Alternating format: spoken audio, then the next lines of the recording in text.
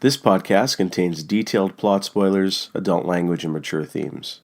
Listener discretion is advised.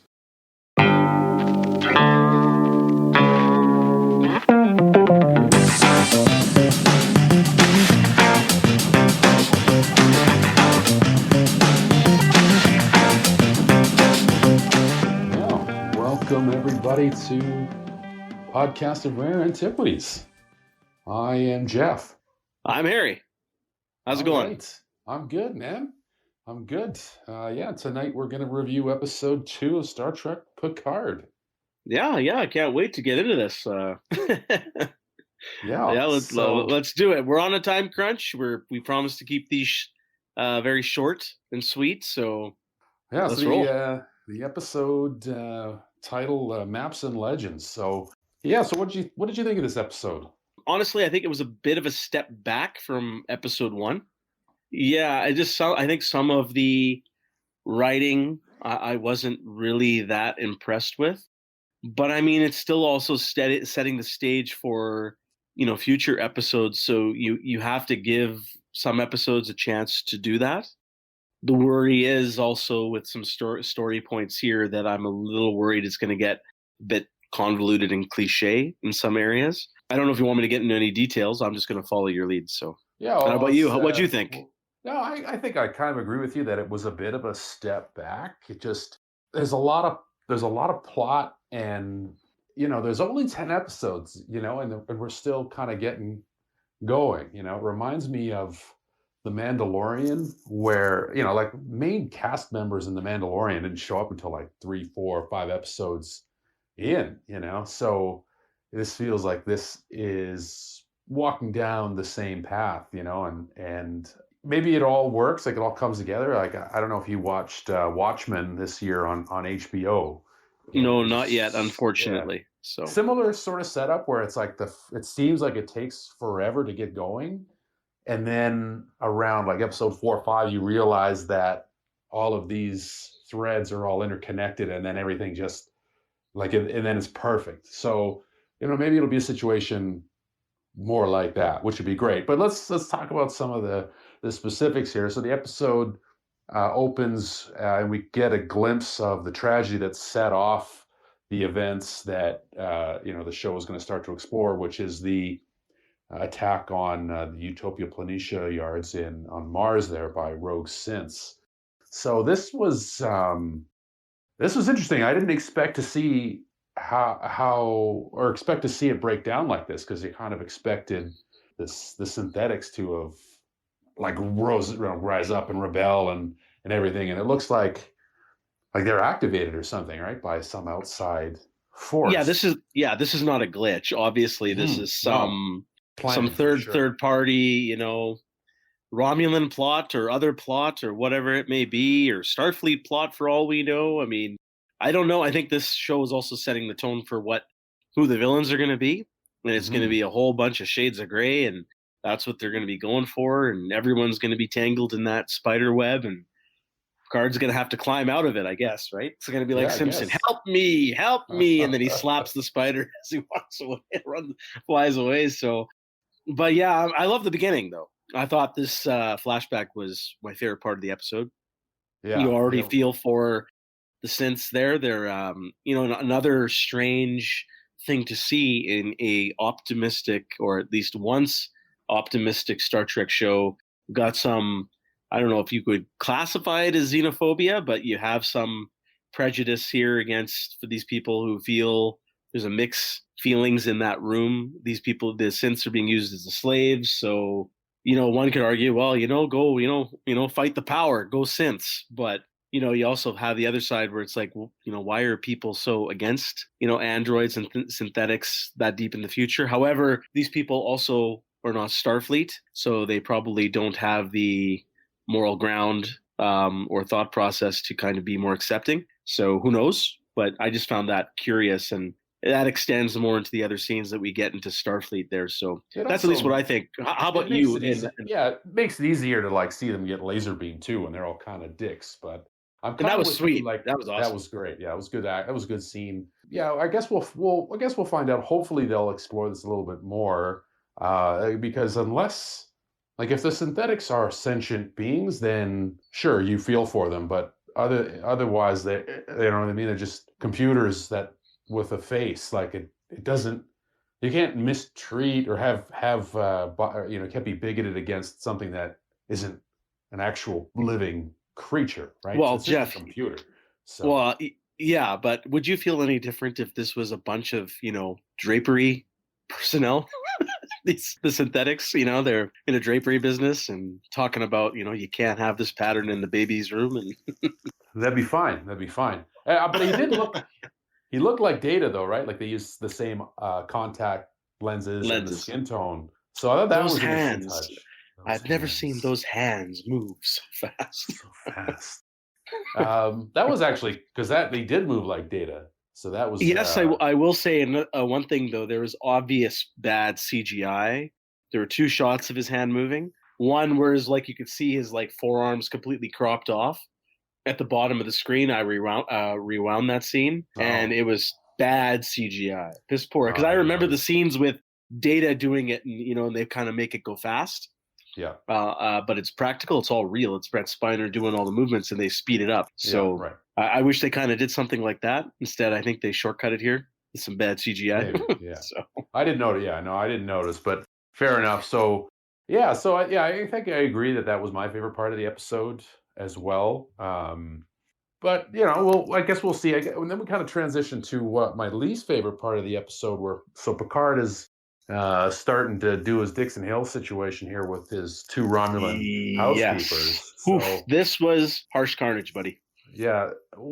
So we're to believe that these two Romulans who pick grapes and pour tea for Jean-Luc Picard are former Tal Shiar operatives? Is that?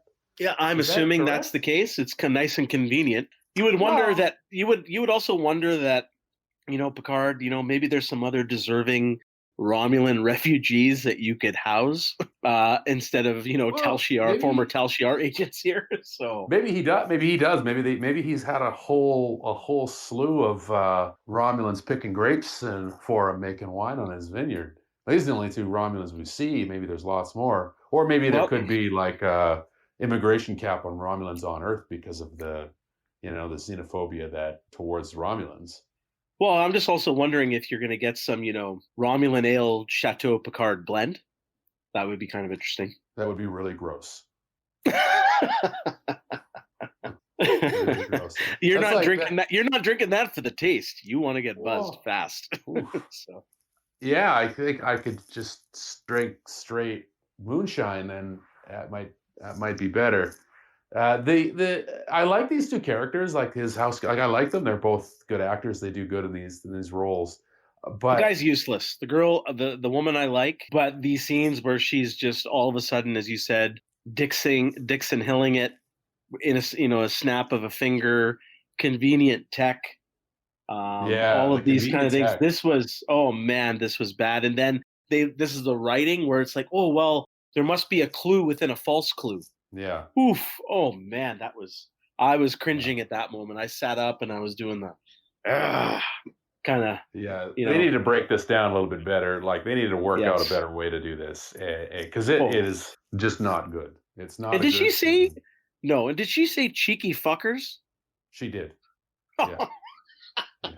Okay. I was all right. I was all right with that. I mean, it's a little bit. They start dropping F-bombs in Star Trek. Discovery did it a couple times too, and. Yeah, you get another one here too, but yeah, I'm not sure. I'm not sure it fits, man. It doesn't. Still getting you.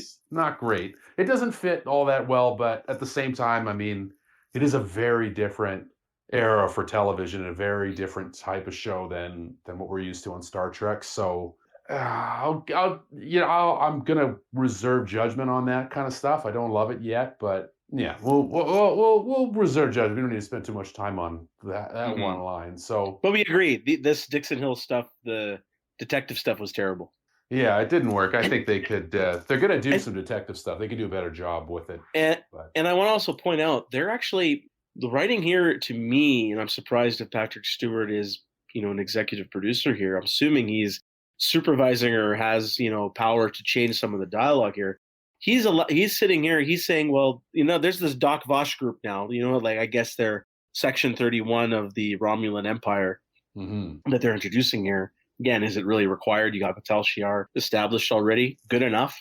But anyways, be that as it may, he's saying, oh, this Dak Vash, is this really what they do? I mean, you would already think that their warnings of this super secret agency that is above and beyond the Tal Shiar would be scrubbing and cleaning all the clues. Picard seems surprised, and he says out that crappy dialogue, and I'm just like, really, Picard would not be saying these things. He should be a couple of steps ahead, at this point. He should be, absorbing this stuff. I disagree with you. He should be a couple of steps ahead because he's been out of the game for a long time and he is old. And as we establish in the next scene, with his who presumably is his old medical officer from the Stargazer, that old parietal lobe defect is rearing its ugly head. What is it? The immunotic syndrome or something? Aromatic syndrome. Right, okay. Right. So they don't actually say that, but it was the defect in the parietal lobe from All Good Things that led to that. So this is a direct reference to that. So I like that. I like that. Go ahead. Talk about this guy. No, I mean, we've never really seen, like, Picard had a whole, like, how he had a whole career on the Stargazer before he took over the Enterprise, right? And we've never really met anybody from the Stargazer before. I mean, Jack Crusher in sort of as a hologram, but that's really it. So it's kind of neat to bring, an old friend from a previous time around. I thought that was pretty cool. I thought it was cool. The unfortunate thing here is, I don't know if these guys, the chemistry on screen, how they interacted with each other, it didn't feel like the dialogue kind of felt like you really want to go back out in the cold. That's an informal kind of talking you would expect. But a lot of this, their chemistry didn't feel like these people knew each other than before these scenes. And I was kind of disappointed in that. I was hoping a bit more from Patrick Stewart there. I was hoping he'd sell that relationship a bit more. I know he's kind of sidetracked and thinking about, what's happening with, the synthetic situation and potentially Data's daughter and all of these things. And he's got to get out. But I just felt, and he was cutting him short with their conversation. I just felt that these scenes should have shown a bit more warmth and, you get a more feeling that they have a backstory and some relationship together. Another thing too is I was hoping at this point they would name drop Beverly at this point. You don't have to say, because you'd say, did you run this? You could have said, did you run this by Beverly? It doesn't mean that he has a relationship, they got married or anything like that was hinted at in the show. But just he should know that if they're that close and they're seeing each other all the time, you'd think Beverly would be involved with at least Picard's medical history here. Maybe she's dead. Maybe. Okay. But I thought it would be. You know what I mean? Like, they can't name drop. You know what I mean? They can't name drop everybody right away. No, they can't. But I think this would have been a good way of doing it without involving the character. Yeah, I don't know that I only in hindsight could you be determined to be correct here. And also, not that it matters all that much. Like, she's not in this series, so you know what I mean. Like, we don't need to go and check a bunch of boxes either, right? Like, they just need to. They need to do different things. They have 43 minutes, so if they're name dropping, that takes up precious dialogue time, I think. So, and it also makes us wonder what's happened. Like, I think we'll learn what happened to a good number of the crew along the way here, and they're just gonna mete it out slowly. And I think that's probably the best way to do it. We don't want it all. So anyway, we can see that he wants to be certified to be reinstated in Starfleet, which is the point of the visit. So he's basically going to lie and say, yep, you're in. And then he goes to Starfleet Command there. So this is the first time we get to see a bunch of Starfleet officers, really. I loved the entrance, though. What'd you think of that? Yeah, with the music and everything, you got the member berries going there, so it was good. That was fantastic. Yeah. The transporter pad or portal gate. There was gate, transporter gate. That's an interesting thing. I was wondering how that worked, but it was kind of neat. Keeps things moving, sort of kinetic. I like when they do little things like that to keep sort of static shots kinetic. It gives it a more cinematic feel. I mean, it's just a small thing, but he comes in and sees the hologram of the original Enterprise and the Enterprise D in Starfleet there. That was pretty nice. That was awesome. Yeah. So he meets up with the Admiral there, who's none too happy to see Picard. It's because he went off on Starfleet on Interstellar On the News, news. the other day. So, And so they point out that they have a history of, they don't yeah, see eye to eye. So right. Yeah, so this is where we understand that there is very likely a secret Romulan plot. Data's or some form of data's out there, and he wants to go chasing after Bruce Maddox. This is our second F-bomb of the night, where she says sheer fucking hubris to him. But she's kind of right, though, right? Where he comes in and the only amount of humility he shows is like, okay, if you need to demote me to captain, I'm okay. and also that, expanding on that, when he checked in at the front desk, he was waiting for just to get the pass. Well, don't you know who I am? Pass. Yeah. Well, he's also kind of feeling like, I'm Picard, asshole. I have to tell you my name. So he was kind of shocked that he had to say who he was. So I think that's kind of an interesting approach to what we're seeing with Picard here. He's got a bit of chip on his shoulder, a bit of that ego and hubris, and she's right. The only thing here is, again, I'm not really sure I buy the F-bombs here, getting a bit too much for me, but I don't blame the Admiral all that much. But the only thing here is these scenes are now more at an expense of Starfleet and how the viewer is going to view Starfleet. Now, I know you also have to, from a story perspective, he's obviously, we know from the previews, he's going out, and at the end of this episode, he's going to be forming his own little crew, hiring a ship and going off and all that stuff. So he has to try to go to Starfleet. They forget him. They say, nope, reject him. And then he goes, does his own thing. So you have to do these kind of steps. It's just the pure negative view that the audience is now interpreting of what Starfleet represents, who these people are. Like all the admirals we've seen in Star Trek before in every show, they've all been douchebags. I kind of wish this was Admiral Nechayev that would have been great. Yeah, like why not just be at Nechayev? That would have been awesome. Yeah, maybe she's not around anymore. Like she wasn't exactly super duper young 30 years ago. So no, you're right. But anyways, I don't know. What do you think about that? I think that's something. Again, I think we briefly talked about it. You don't have to get into too much length here, but do you feel that they're going down a road of just painting Starfleet too negatively here? Well, that's kind of the point, though, isn't it? Like that's why he left. So that's why he left. Why wouldn't we? Right, but why wouldn't they be doing that? Because that's the point. So he needs to be at odds. Like we need to believe that a man like him would have actually resigned, and the only way he would have done that is Starfleet was so far gone that there was nothing he could do about it and couldn't be a part of it anymore. So that's the premise of this show. So in order for me to believe that, then they need to really throw Starfleet. They need to throw Starfleet under the bus for narrative reasons here, but that also gives the greater the opportunity for redemption down the road. Let's hope so. Yes. So that's because if they were painted positively here, then why did he leave? Yes, I agree. Narratively speaking, we need to show that, but I don't know. I just feel uneasy seeing Starfleet so mean and mean-spirited and all of this. So I don't know if, as we said, there's a line you gotta.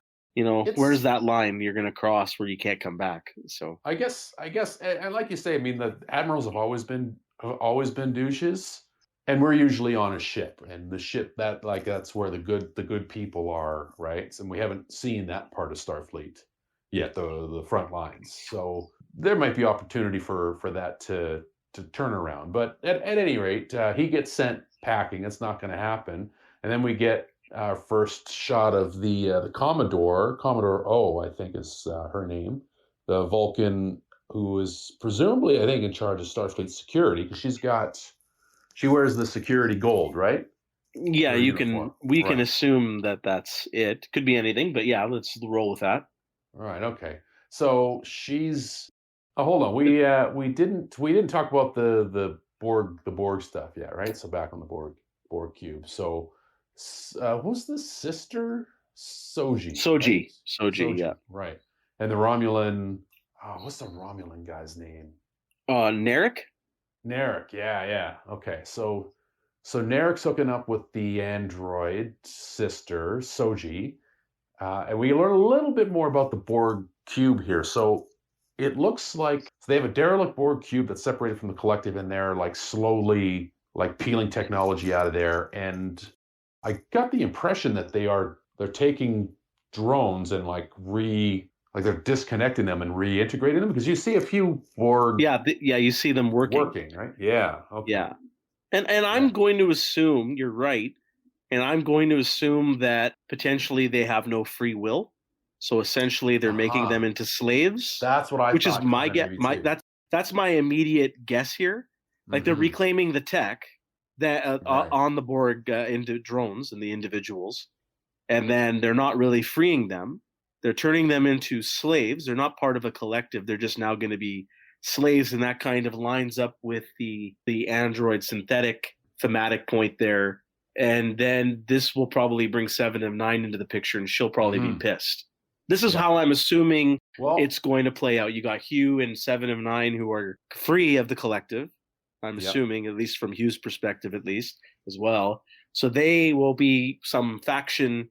They'll get mixed into here and may want to try and free the Borg. I'm assuming this is where it's going to go. Mm-hmm. So here's a little detail that I wonder if it's going to play into this at all, or if it was just I don't know, if an Easter egg. So you see that sign? This facility has gone 5,840 days without an assimilation. That's great. That was great. I laughed when I saw that. That shot was in the trailer. Okay. I didn't see that. Show. Yeah, very, very briefly. But it was great. But I mean, I did the math, and that's approximately 16 years. Mm-hmm. So that Romulan reclamation project has been underway since before the attack on Mars. Or you would assume so, yes. So I don't know. I just thought that was it. Like they've been doing this for a long, long time. After, I don't know when the Romulan. So that would have been right around the time of the destruction of Romulus, I think, right? Because that happened before the attack on Mars. Yeah. Close enough. Anyway, I don't know. I just thought it was an interesting little detail there. So, what do you think? Do you think this is where it's going? Well, that they're going to draw parallels between the synthetic issue, they're slaves, Borgs are slaves. You know, it's all going to tie in together somehow. I do believe that there's a very large red herring here so far, and I believe that red herring is Bruce Maddox. I don't think Maddox has anything to do with anything that's happening here. I don't either. I'm assuming he's dead. Herring. I'm assuming he's dead. Yeah, which means that something else is going on with Soji and Dodge and Data. Like something else is going on here. That's what I think. And that it'll play into this Borg. Obviously, it'll play into this Borg Romulan situation. But who's in charge here? Is this now the Romulans? Because obviously Commodore O and that other security officer is who knows Narek now, who's obviously they're both Romulans, right? I'm assuming Commander O is a Romulan.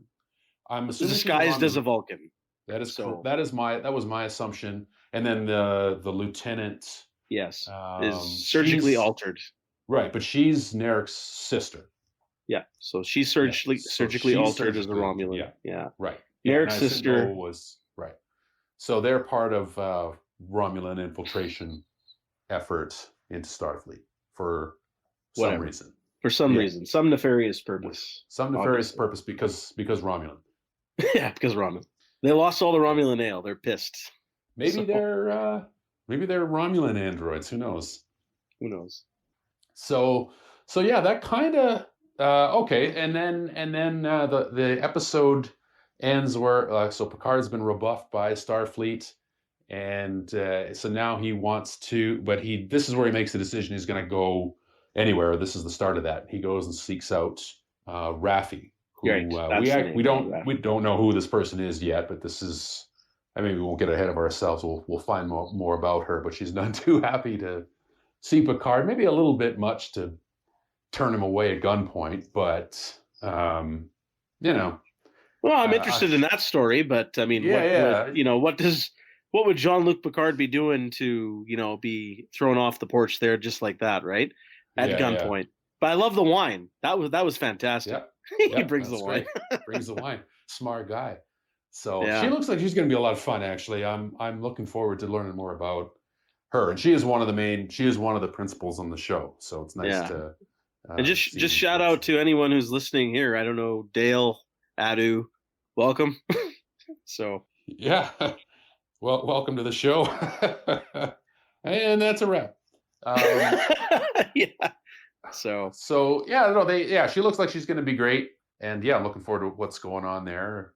Cool location with a lot of Star Trek history there at Vasquez Rocks in California. So, is that where they did Generations? That wasn't where they did Generations, but they did shoot. So the exterior Vulcan shots in Star Trek, JJ's Star Trek, took place there. The Gorn fight from the original series has been up there. A bunch of episodes have been up there. They even parody it in the Futurama episode where they had all the Star Trek cast. They used that backdrop. So that's a often used exterior for Trek shows.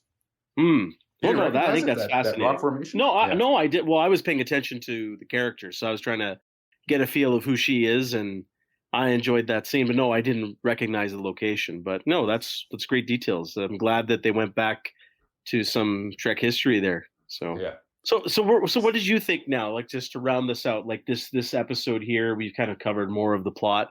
Just what's your feeling? You mentioned, I think we both agreed that there's a bit of a step back. So. Yeah, I mean, first and foremost, like I was entertained, and it's still, again, like I got those warm feelings of seeing Patrick Stewart as Picard again. Like that goes a long way for me.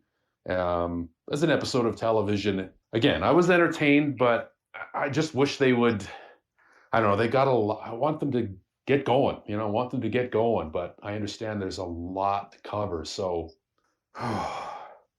it just feels like the season's going to be over before it barely begins. That's I guess that's kind of my worry, but no, I hear you. I agree. I also, I agree with you, and I don't agree with you on the sense that, I'm a little worried on how Picard's being written here. I like that the spirit of his character is there. He wants to do the right thing.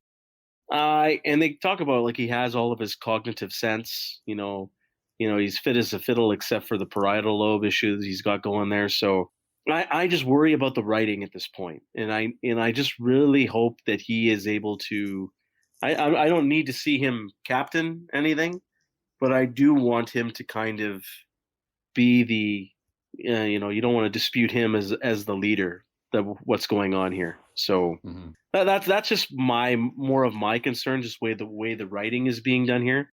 But I mean, there's room to improve on, so I think that's good. So yeah, you need to be able to move up. So so that's I guess that's episode 2 of Star Trek Picard. So we'll be getting into episode 3 in a couple days here. Yeah, I mean, I'm still really looking forward to where the show's going. Yeah, and even if it tanks, we still have to cover at least all of season 1, episode by episode. That's the promise we got going. Yeah, no, we're doing it, and we're doing it promptly. All right, so I guess that's an episode, I guess. That's it. So thanks for listening, everybody, and check out our regular programming where we do a little bit of a different situation. We cover old underappreciated movies. So check that out if you dig it, and tune back in for our next live show. Yes, sounds good, Jeff. It was fun. See you next time. Yeah, man. Talk to you next time. All right. Cheers. Cheers.